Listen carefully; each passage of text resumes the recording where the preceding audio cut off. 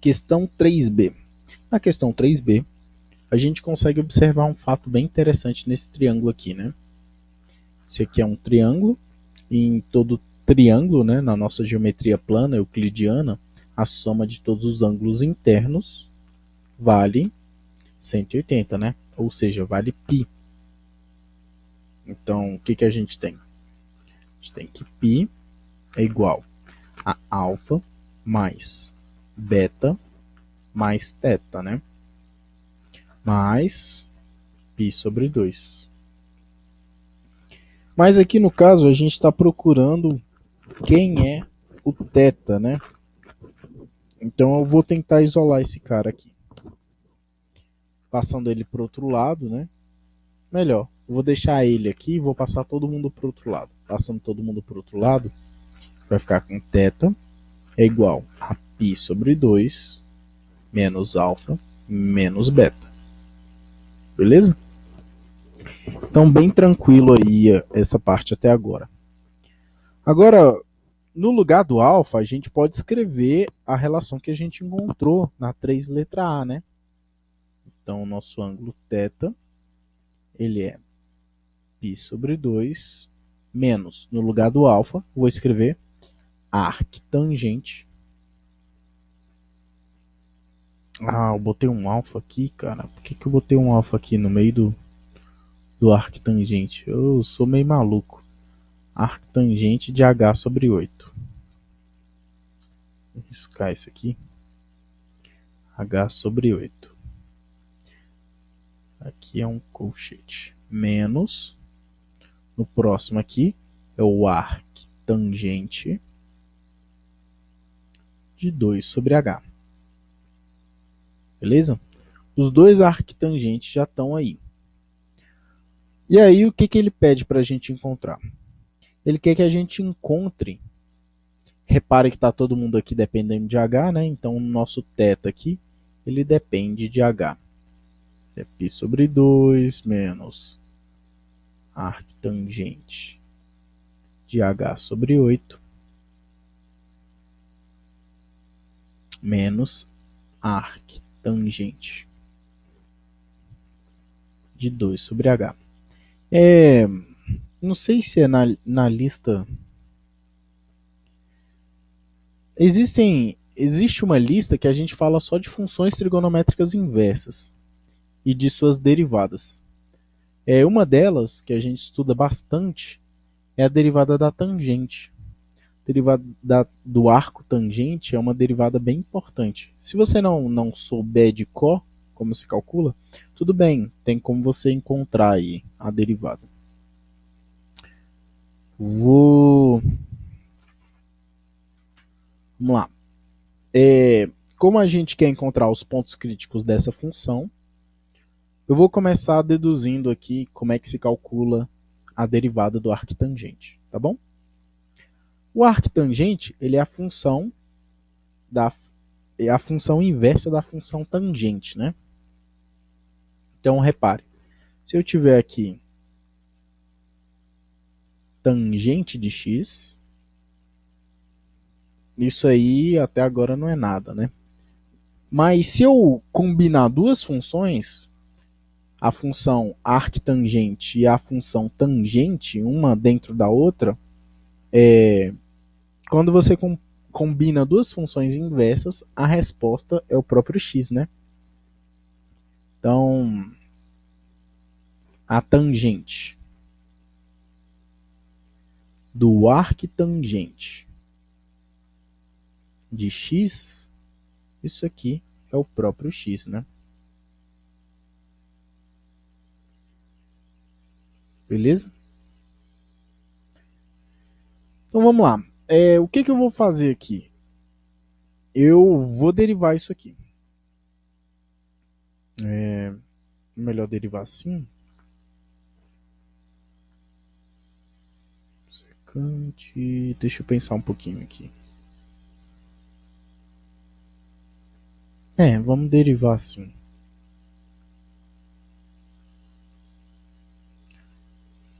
Tá, beleza. Então vamos lá. O arctangente da tangente, né? A tangente do arquitangente, isso aqui dá o próprio x. Então, eu vou derivar. Como eu vou derivar, aqui eu tenho que usar a regra da cadeia. Então, primeiro eu derivar de fora, depois eu derivar de dentro. Então, vamos lá. Derivando dos dois lados em relação a x. Então, a derivada da tangente, a gente já conhece. A derivada da tangente é a secante ao quadrado. Então, isso aqui é sec ao quadrado de arquitangente de x. Já derivei a mais de fora. Agora, aparece a derivada da de dentro. Por que eu fiz isso? Porque eu não sei a derivada da de dentro. Eu quero descobrir quem é a derivada do arquitangente. Tá bom? Do outro lado, a derivada do x é bem tranquilo, é 1. Então, olha que legal. Passando esse termo para o outro lado, a gente tem que a derivada do arquitangente é 1 dividido por secante ao quadrado de arquitangente de x. Tá bom? Vamos lá. Secante ao quadrado tem como eu escrever de uma forma melhor, né? Se eu não me engano, se você se lembrar lá das relações trigonométricas fundamentais, seno ao quadrado mais cosseno ao quadrado é 1. Se eu dividir essa equação inteira por cosseno ao quadrado, a gente vai ter... Estou fazendo um pouco rápido aqui. Dividindo todo mundo por cosseno ao quadrado, você vai ter que tangente ao quadrado mais 1 é igual a secante ao quadrado. Tá bom? Tangente ao quadrado mais 1 é igual a secante ao quadrado. Então, o que eu vou fazer? No lugar da secante ao quadrado, eu vou escrever 1 mais tangente ao quadrado. E aí vai ficar um pouco mais fácil. Eu estou fazendo essa dedução por quê? Porque geralmente eu não decoro essa derivada. Eu sempre deduzo. Então, é bem comum eu fazer isso, sei lá, quando eu não lembro, eu tenho que fazer, né? Então, aqui vai ficar 1 mais tangente ao quadrado de arquitangente de x. Tangente ao quadrado é tangente vezes tangente, né? Então, vou botar aqui.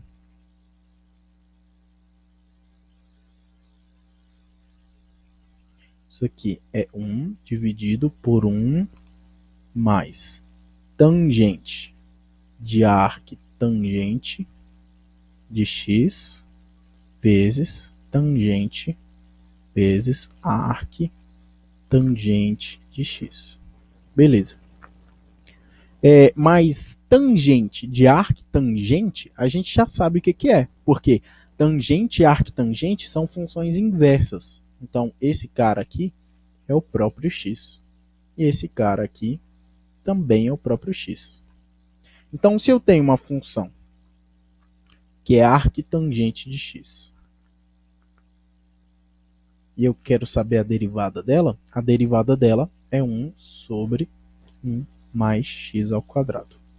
Beleza. Eu fiz essa dedução por quê? Porque, em geral, essa aqui dá para você deduzir, tá bom? Basta você conhecer a derivada da tangente. Se você não souber a derivada da tangente, você pode fazer seno sobre cosseno, e aí você pode deduzir a da tangente também.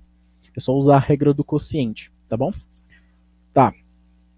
Mas por que tudo isso? Porque bem aqui a gente vai ter que derivar essa função, a arquitangente, né? Então a gente vai ter que usar uma regra da cadeia aqui, para a gente encontrar a derivada e encontrar os pontos críticos. Então vamos lá, vou derivar aqui, né? Aqui o ângulo era θ de h, a derivada dele vai ser o θ' de h. Então eu vou botar aqui, θ' de h. A derivada do π sobre 2 é uma constante. A derivada dele é 0, né? Então não precisa escrever. Vou deixar aqui o menos, que é esse menos aqui. E aí eu vou derivar a função arquitangente. A derivada de arquitangente a gente já deduziu. É 1 mais, ou 1 dividido por 1 mais x ao quadrado. Então, vou fazer isso com o que está dentro, né? Mas depois eu tenho que aplicar nossa querida regra da cadeia. É 1 mais o que está dentro, h sobre 8, ao quadrado, né? Vou deixar assim, fica mais fácil de entender. Só que eu tenho que multiplicar pela derivada de dentro. A derivada de dentro, aqui é h sobre 8, a derivada de h é 1. Então vai ficar 1/8. Da mesma forma, na outra derivada aqui, vai ficar menos, vou botar o traço aqui, 1 mais, aqui é 2 sobre h ao quadrado. Tenho que fazer a derivada de dentro, né, da nossa função, 2 sobre h. Aqui eu posso escrever assim, né, 2 vezes h elevado a menos 1. E aí, esse menos 1 cai, então vai aparecer aqui um menos 1. E esse menos 1 vai virar um menos 2. Então vai ficar menos 2 vezes h elevado a menos 2. Beleza? E aí, esse h menos 2 eu posso deixar assim, né? Pronto. Faltou aqui o menos 2, que eu esqueci. Quer dizer, o 2. Eu já botei o menos 1. Pronto, menos 2 aqui. Menos 2.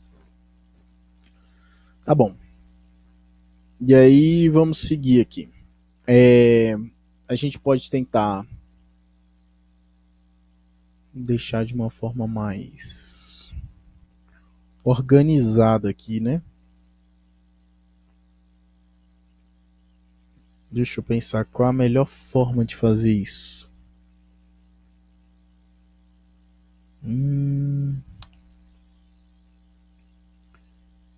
8. Que vai ficar um 64, sobe um 8. Tá. Vamos lá. Aqui eu vou tirar o MMC entre essas duas partes. 8 ao quadrado dá 64. Então, fazendo aqui a soma desses dois caras, vai ficar isso aqui, ó. Menos. Aqui vai ficar 64 mais h ao quadrado dividido por 8. Vezes 1/8. Vou fazendo bem devagarinho aí. Aqui menos com menos dá mais.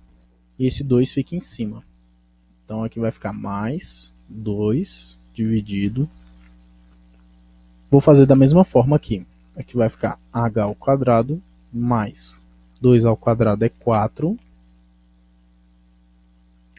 dividido por h ao quadrado vezes 1 sobre h ao quadrado. Tá. Esse h ao quadrado aqui, a gente consegue cortar, né? Porque o h ele é um número diferente de zero. Então eu cortei esses dois aqui, né? Lembrando que aqui é uma multiplicação, a gente pode cortar.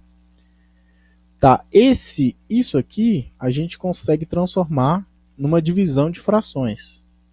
Então, divisão de frações, mantém a primeira, multiplica pelo inverso da segunda, né?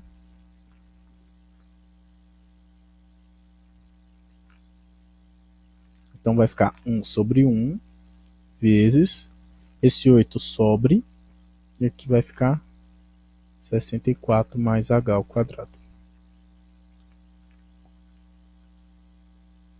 Só que eu tenho que multiplicar ainda por 1/8. Calma aí. Não, aqui eu vacilei, ó. Aqui era para ser 64, né? A parte de baixo. Oh, meu Deus. 64 aqui. Então, o 64 sobe. Oh, errando. Vou reprovar cálculo 1, certeza.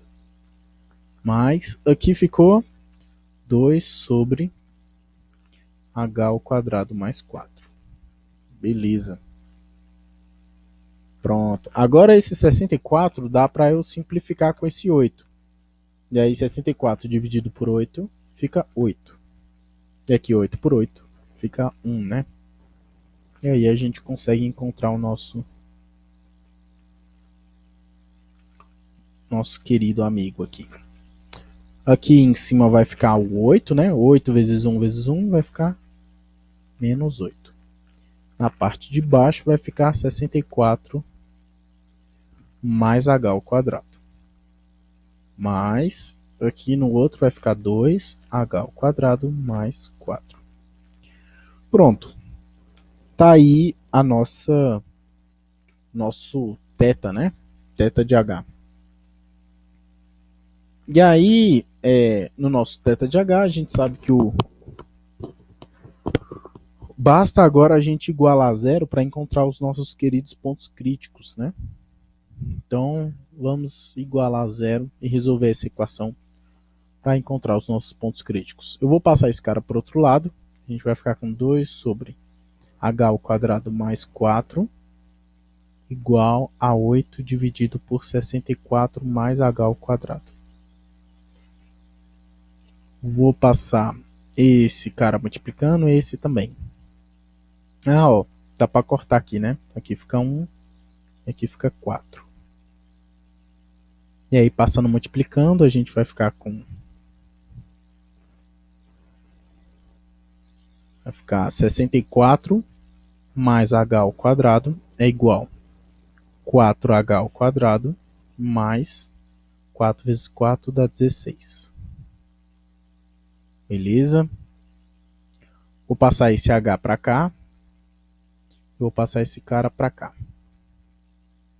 E aí a gente vai ficar com 3h ao quadrado é igual a 64 menos 16. Dá para fazer aqui na mão, sem nenhum problema.